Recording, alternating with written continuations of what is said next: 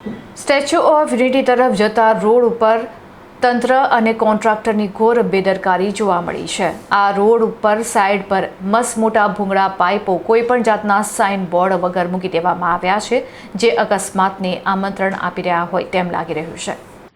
ડભોઈ નાંદોદી ભાગોળ Narmada canal પાસે રોડની સાઇડમાં નાખવાના મોટા ભૂંગળા કોઈપણ પ્રકારના સાઇન બોર્ડ કે રેડિયમ વિના સીધા ચાલુ રોડ પર જ મૂકી દેવાયા છે, જે વાહન ચાલકો માટે મોતનું છટકું બન્યા છે। દિવસના સમયે તો આ ભૂંગળા દેખાઈ જાય છે, પરંતુ ખરી આફત રાત્રિના સમયે સર્જાય છે। હાઈવે પર મૂકેલા આ પાઇપો પર કોઈ લાલ રેડિયમ પટ્ટા લગાવવામાં આવ્યા નથી કે નથી કોઈ બ્લિંકર લાઇટ કે ચેતવણી બોર્ડ મુકાયા। અંધારામાં સ્પીડમાં આવતા વાહન ચાલકોને આ અડચણ દેખાતી નથી, જેથી હવે ગમે ત્યારે મોટો અને જીવલેણ અકસ્માત થવાનો ભય રહેલો છે। દેશ વિદેશના હજારો પ્રવાસીઓની અવરજવર ધરાવતા મુખ્ય હાઈવે પર આવી બેદરકારીથી સ્થાનિકોમાં ભારે આક્રોશ છે। લોકો સવાલ ઉઠાવી રહ્યા છે કે જો કોઈ મોટી દુર્ઘટના થશે તો તેનો જવાબદાર કોણ? વારંવાર આવી ઘટનાઓ સામે આવવા છતાં જવાબદાર અધિકારીઓના પેટનું પાણી હાલતું નથી।